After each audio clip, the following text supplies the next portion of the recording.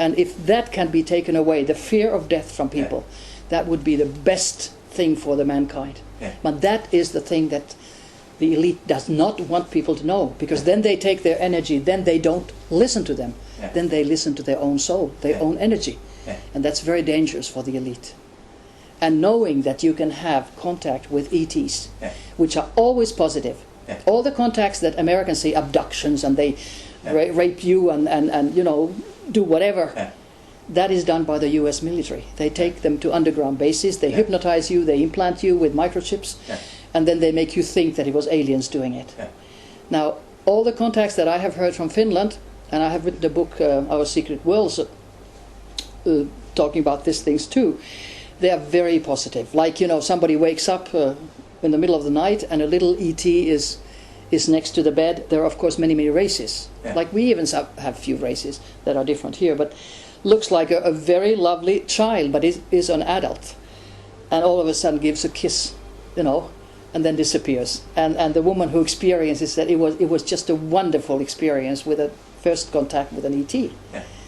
And I had my first physical contact when I had been to a conference, and there was a man who was talking about Uri Geller, and he was a medical doctor, and originally from Yugoslavia, and then American. He's deceased now, and he said he is flying with UFOs.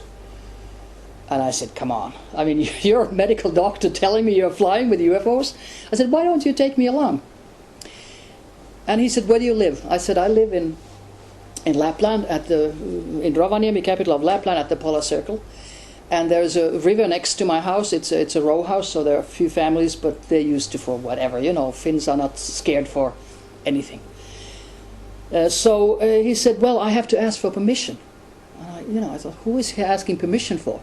And 2 months passed, and I was with a young actress at home, reading a new poem book called, tanka poems, Japanese poems. And the name of the poem was First Contact. I just read it to her, and then look, oh good Lord, look at that. About 100 yards from us, 100 yards from the ground, there was a UFO. And instead of, I had asked them to come, just come.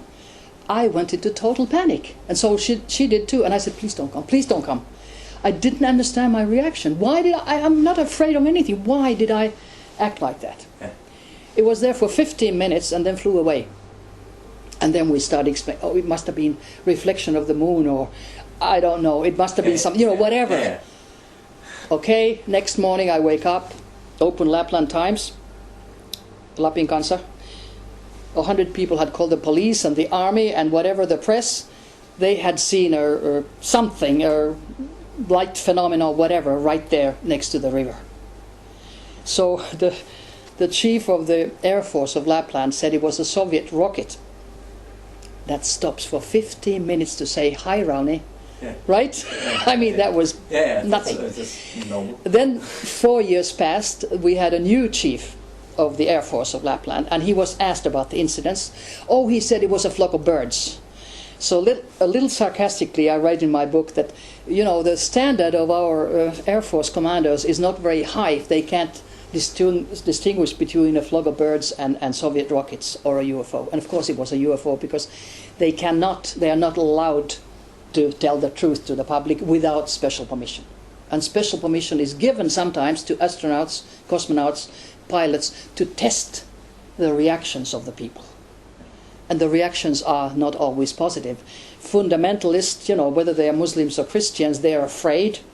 They deny. And I always say, why don't you read your Bible? Because there is statements that the men from the skies were mating with the women of the earth. And there are book scrolls that are flying, like a cigar-formed UFO.